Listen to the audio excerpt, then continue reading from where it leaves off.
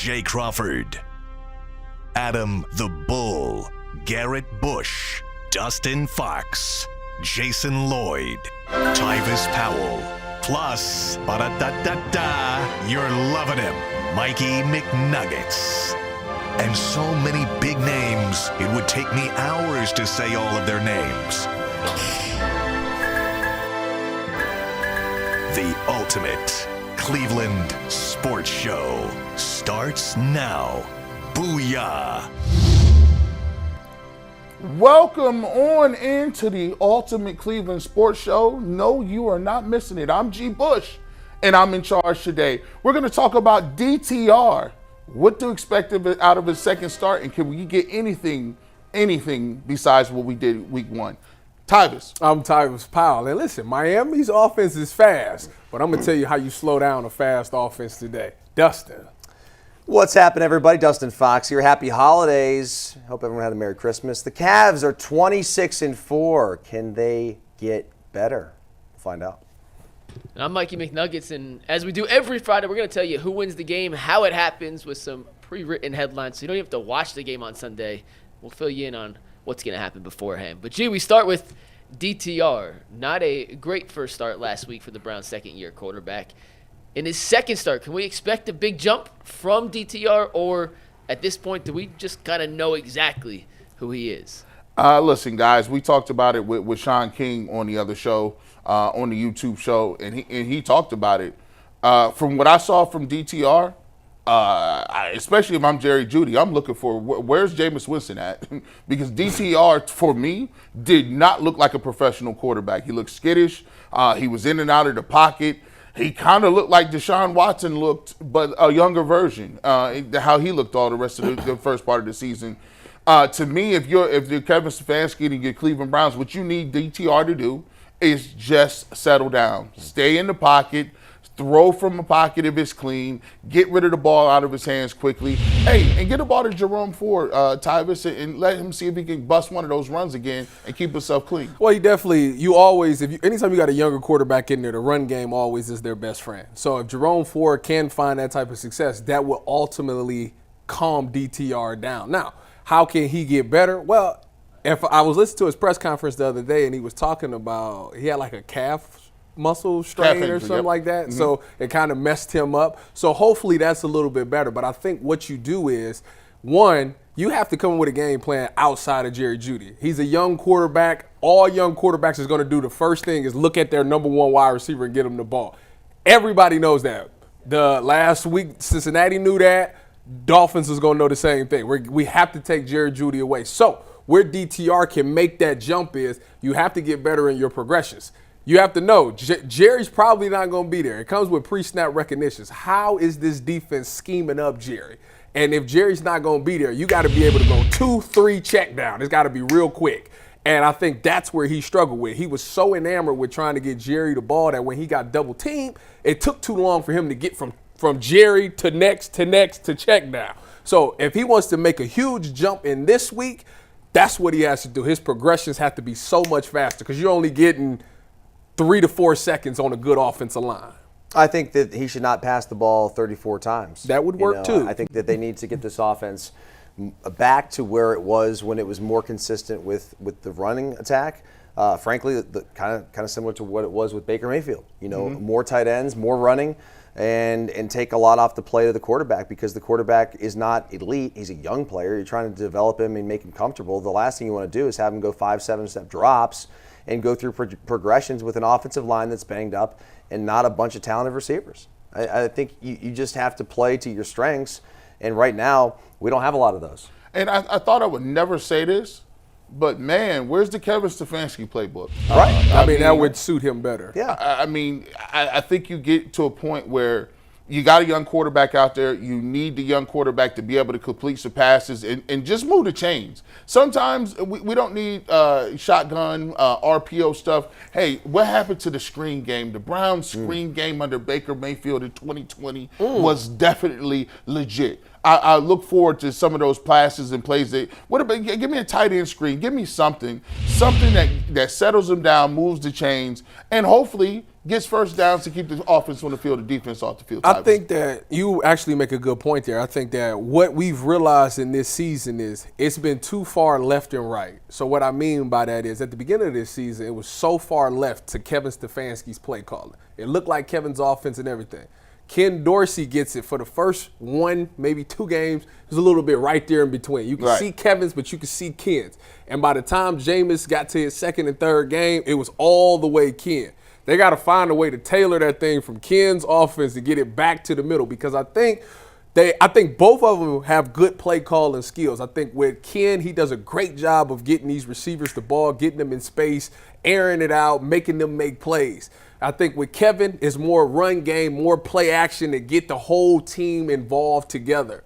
You got to find a way to get it right down the middle, especially with a young quarterback. You can't just have him. He's not Jameis. Jameis, you could tell him to go out there and throw the ball 50 times. Out of those 50 plays, Jameis is going to throw maybe 3 touchdowns, maybe 2 picks, something like that. That's Jameis. DTR is not that. He needs that run game. He needs them quick pass plays and all those things. So they got to tailor that thing to be right down the middle, maybe even a notch to the left to more Kevin than Ken. And I think that we could see that Sunday, and that'll probably give them a better game. You know, Dustin, it's a little bit of a disadvantage because you could use DTR with his legs. How does it affect him that they can't have scheduled runs because of the calf injury? It looks like he's going to be hobbled a little bit, but he's going to play. Does that limit what they were going to be able to do offensively if they weren't going to use his legs? No, good point. It does. You know, not having the ability to use him in his ability to run, which is what his strength, I think, is, or at least gives the Browns that added element. I mean, Jameis Winston's a statue, and if DTR can't move, I mean, what's the difference? I'd rather have Jameis in the game if DTR can't use his legs. McNuggets?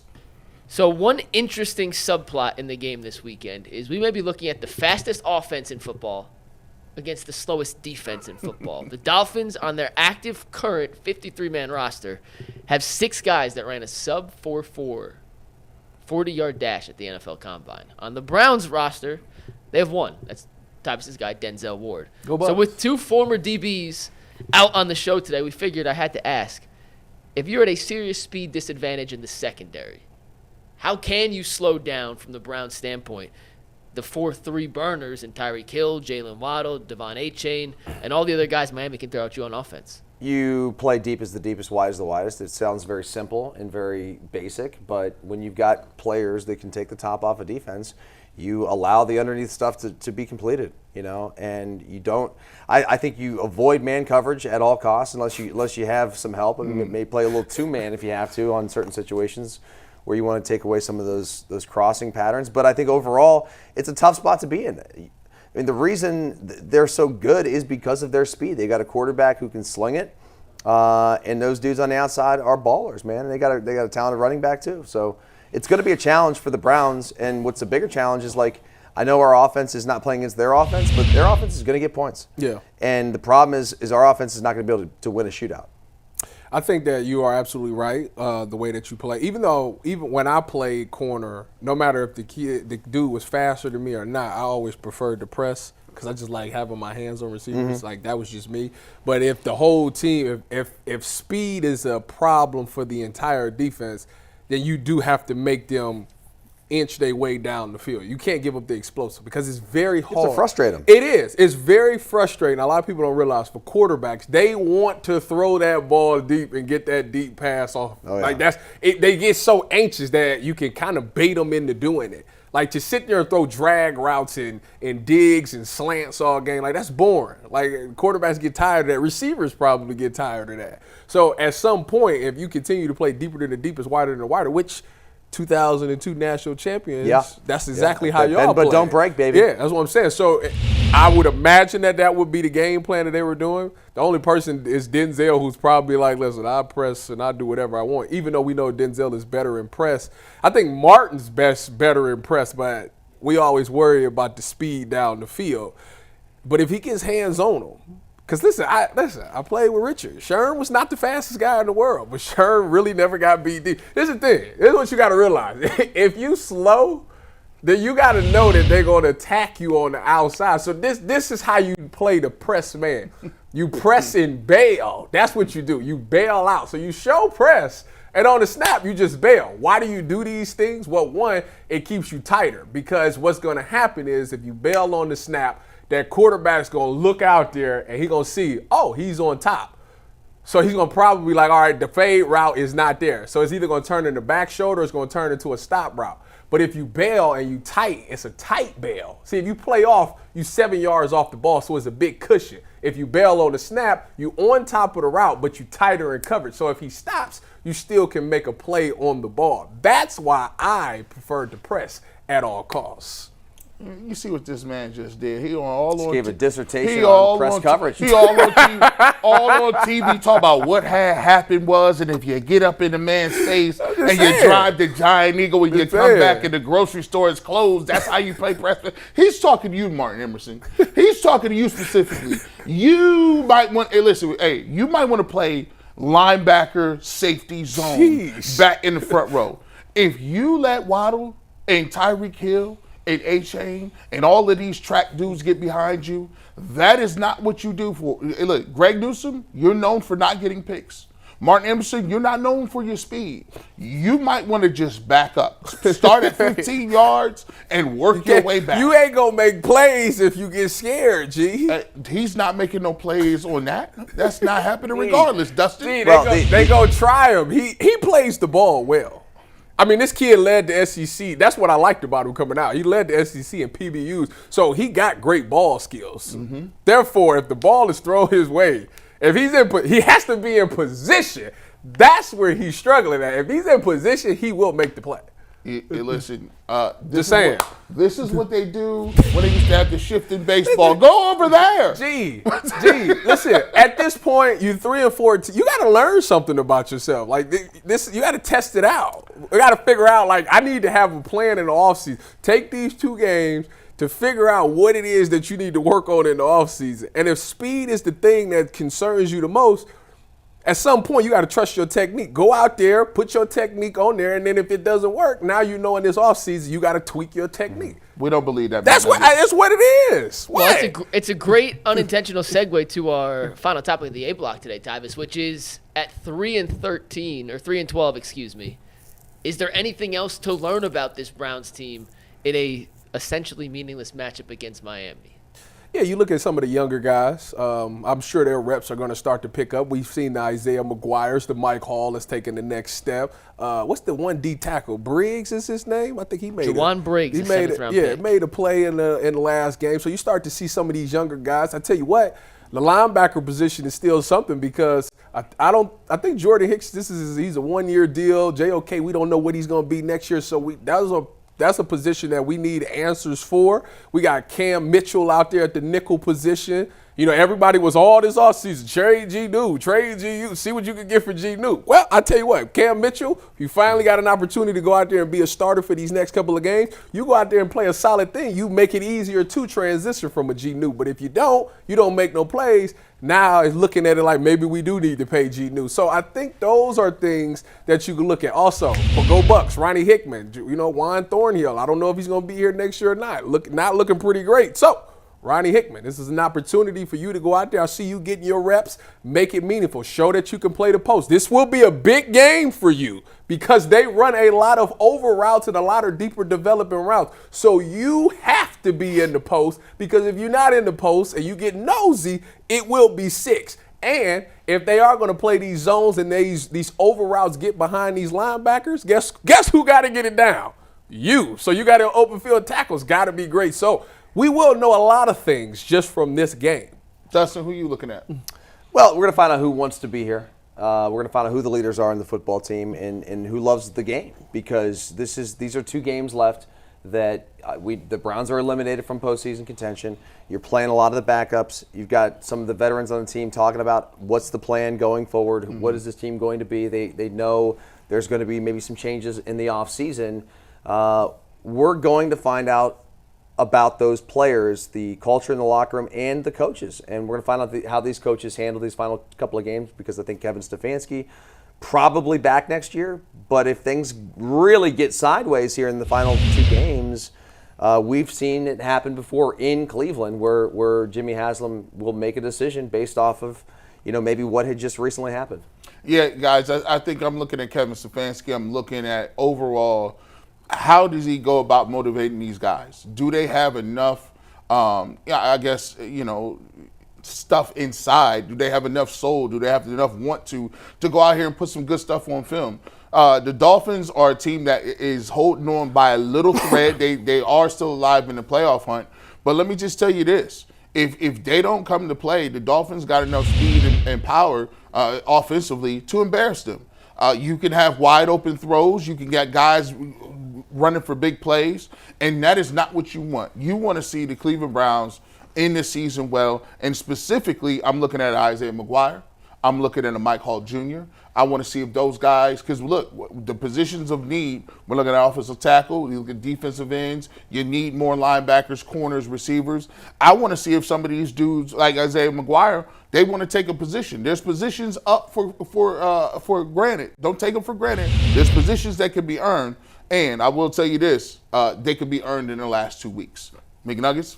It's time for our first break today. G, when we come back, we're talking some Cavaliers basketball. They're 26-4, but is there another level for this team to go to? And it starts tonight on West Coast Road Trip. We'll break that down coming up after the break.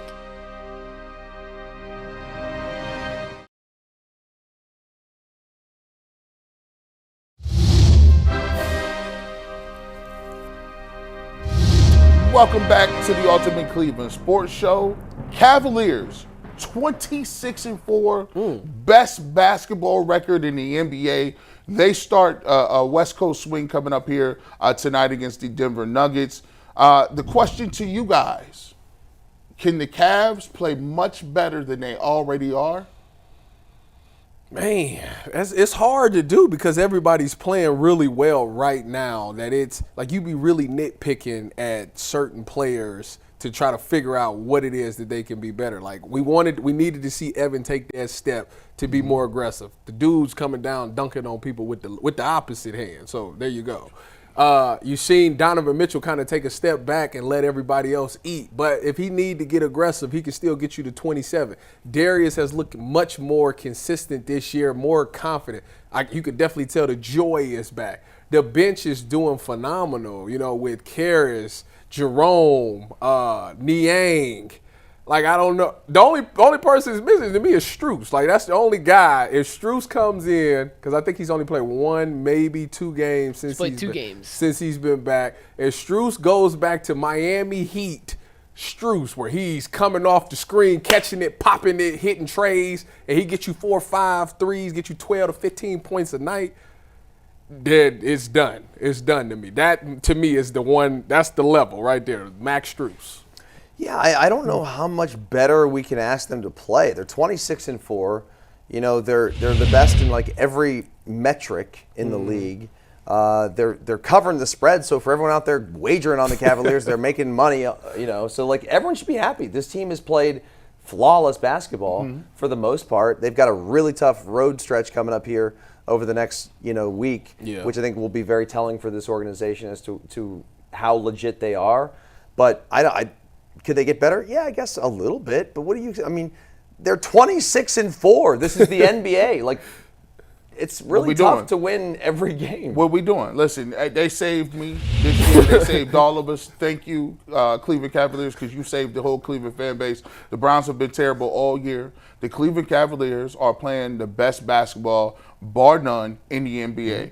I was just watching as you guys were talking, the little montages we got going.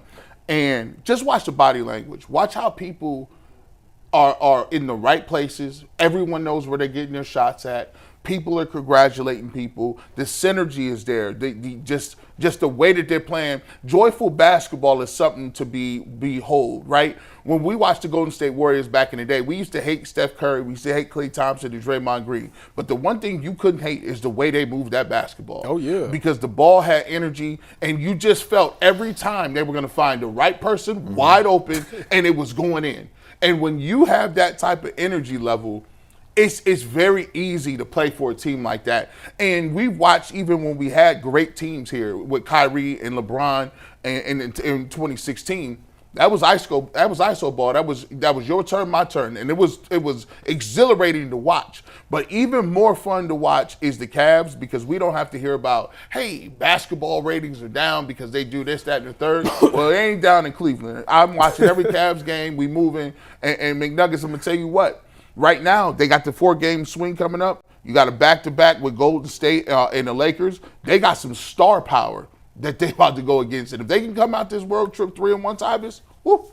If they come out this road trip Cooking. 3-1, first of all, like you said, we talk about Jokic and we know what he is. And I think out of all those teams, he probably presents the biggest problem that the Cavs will have to face because of what his ability to rebound, score, and facilitate the ball. And the last time we played him, he had a pretty solid game against the Cavs. I think did he have a triple-double, McNuggets? I think he might have. He did. Actually. He didn't play great, but he still had 30, 20, and 13. He didn't play great. Didn't play great. But he still had 30 and 20. That is how good Nikola Jokic is. Yeah, he missed a bunch of easy shots, still had a 30-20 triple-double. Yeah, but see, like, that game is going to be big because they still didn't have an answer. Like, for everybody else, they kind of figured out a way to be successful. He's the one guy that, like, still out, not just the Cavs, nobody has an answer of how to exactly to slow him down because he contributes in so many ways. So if they can find a way to do that, first of all, the rest of the NBA will be like, thank you, because we're going to steal that for the rest of the season. And then the rest of the ones, Golden State, I feel like they'll be fine with Golden State. Steph is literally by himself over there. Wiggins give you something every now and again.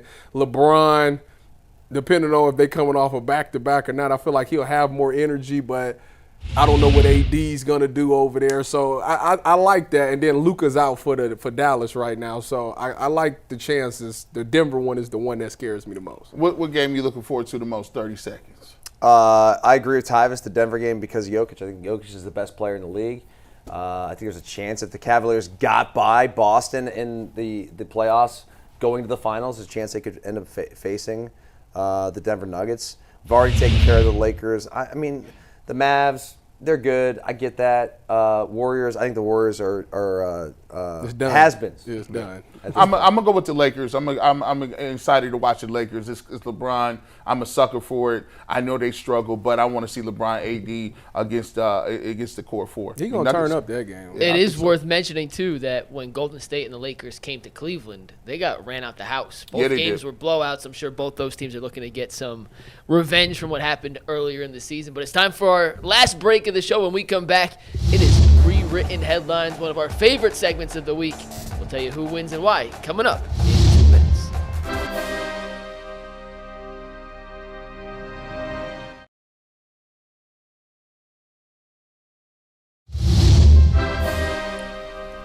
Well, let's go to written headlines, my favorite segment of UCSS on a Friday. Let's get right off into these headlines. I got my crystal ball out ready to go. I'm going to let you know what's going on with these Cleveland Browns. Can we roll that up? Fins swim past the Browns. Browns fall hook, line, and stinker to the Dolphins. Shout out to Director Steve. He gave me the second part. I think this game is going to be a 31 to 14 type game. I think Tyreek gets past. I think Jalen Waddle moves. They get long touchdowns, and this looks tough for DTR. Tyvis? Anytime you take advice from Director Steve, it's not going to work. So therefore, let me show you what's really going to happen. Roll that. Let me see it. For the dog pound, the Browns defense slows down Miami's speed in front of the home crowd. Listen, don't look at me. Don't look at me like that. Don't look at me like that. You don't believe that. You heard when it happened, they're going to call me a prophet. The Browns is going to win this game. It's not going to be thrilling. It's going to be like 14-10, okay? But what's going to happen is they want to do it to send the home crowd one last dub to finish this year off because it's the last home game. So they're going to send it off on a positive note. They're 14-10 Browns. Fins up. Fins up Yeah. is my headline as the Sharks disguised as Dolphins devour what's left of the Browns' pathetic season. The Dolphins have won 5 of 7 games. They're clicking on all cylinders. They're expected to have Jalen Waddle back in this game. The temperature is going to be about 45 degrees. It's not going to favor the Browns that much. Night-night. That's sad. And mine real quick, I'm ashamed of this one, but talk to them. Dolphins pull the rug out from underneath the DTR train as the Browns fall to 3-13 and 23-10 loss. So Tyvis, not unanimous. You're picking the Browns to win, and that's good because anytime we are unanimous, we're always wrong. Always. So I'm glad one person went against the grain. Listen, catch us. We will be doing overtime after the game. 2-minute warning, and we'll be ready to go. Peace. Deuces.